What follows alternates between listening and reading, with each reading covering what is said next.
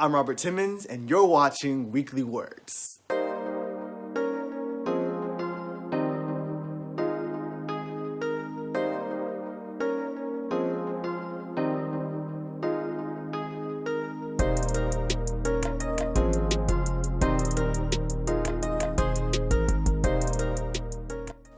Hey, what's up everybody? Thank you for checking out the second episode of Weekly Words for the year. I pray that these past couple of weeks of 2019 have been great for you and that you've really started off the year on a strong note.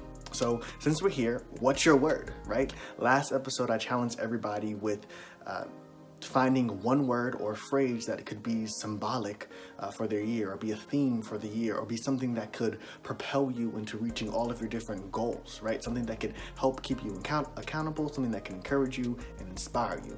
Last week I shared that my word for this year is now, and I'd love to hear what your words are as well. So feel free to comment below, YouTube, Instagram, Twitter, or even send me an email if you want to keep it private. Whatever it is, I'd love to know so we can help hold each other accountable and keep moving into our goals and for what God has us in 2019.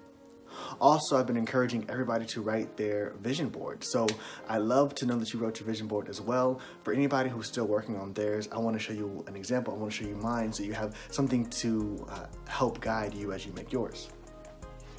So this is mine, and as you can see, I have the word now in the middle, which is my word for the year, followed by 2019 and volume 26, since I'm 26 years old. And then I've separated mine into different categories: faith, finance, fitness and health, professional, and then personal.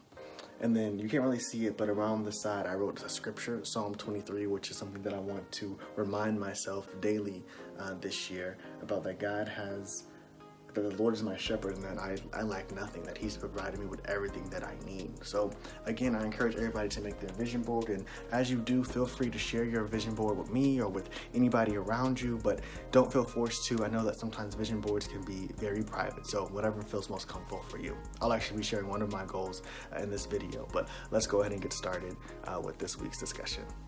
All right, so one of the things that we talk about the most at the beginning of every year is New Year's resolutions, or if you're like me, I call them my goals for the year, right? We get so excited and so determined for all the goals that we have set forth, and there's even the hashtag New Year, New Me, and we think of all the great things we want to accomplish, right? But as the weeks go on and the months go on, that excitement starts to fade, right? And by February or March, if we last that long, we're back to our same old habits, right? Now, I am all for goals and I am all for New Year resolutions, but it's two completely different things to say something and then to actually follow through and do it.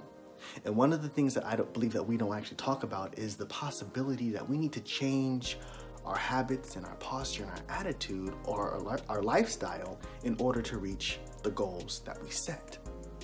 So, for example, if you're someone that says, hey, I want to go to the gym every morning or 3 times a week before work, yet you're still going to bed at 1 a.m. every night, you're not really putting yourself in a position in order to reach that goal.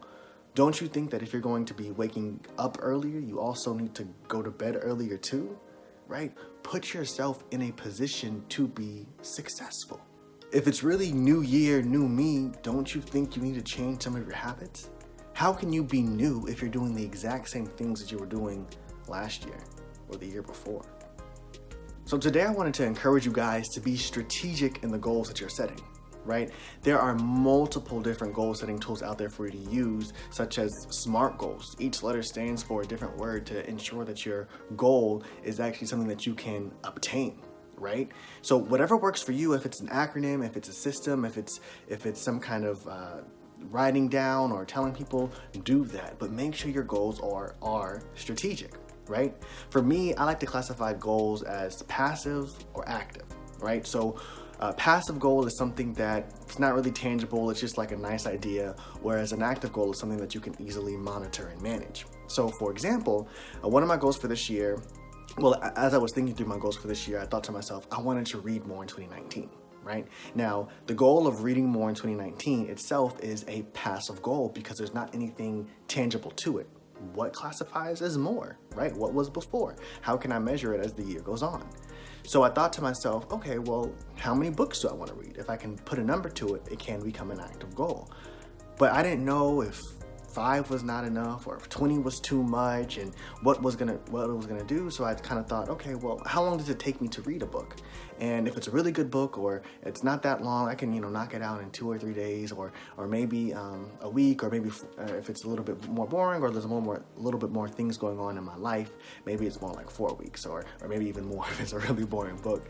But I settled on, okay, I think I can read one book in 1 month. So I said, okay, my goal is to read one book a month, so 12 books in a year. And so my passive goal of reading more became an active goal because I set a number and a timestamp to it, right? Reading one book a month is something that I can monitor continuously throughout the year. If it gets to the 3rd week of March and I haven't started a new book yet, I can think to myself, okay, Rob, time to get it together. I need to read a book because the month's almost over.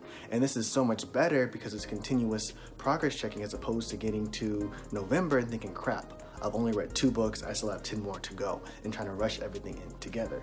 So I encourage you guys to make your goals active, not just passive, right? So what are your goals? Are they strategic? Are they SMART goals? Are they active, or are they passive? How does your life need to shift in order to put yourself in a position to actually reach these goals, right? Are your goals realistic?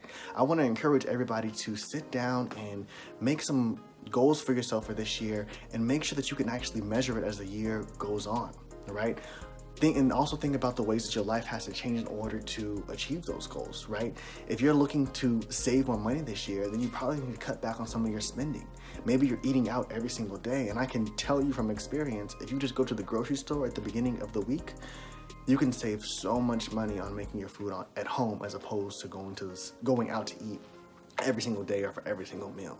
So think about your goals, and not just about reaching them, but how your life actually needs to change to reach those goals, right? So that you can make this year better than last year, all right? So with this, I encourage everybody to find your accountability partner, or find an accountability group that can help monitor your progress on all of your goals throughout the year, and can help you stand firm in your life changes, right? If you need help setting any goals, or you need anybody to help you accountable, feel free to reach out to me via email, Twitter, Instagram, or however you want to contact me. Again, my email is weeklywordsrt@gmail.com. Again, that's weeklywordsrt@gmail.com. Thank you for checking out this week's episode of Weekly Words. I pray that you thoroughly enjoyed it. Our next episode will take place on February 6th. I hope you have a great time until then, and I'll see you on the 6th.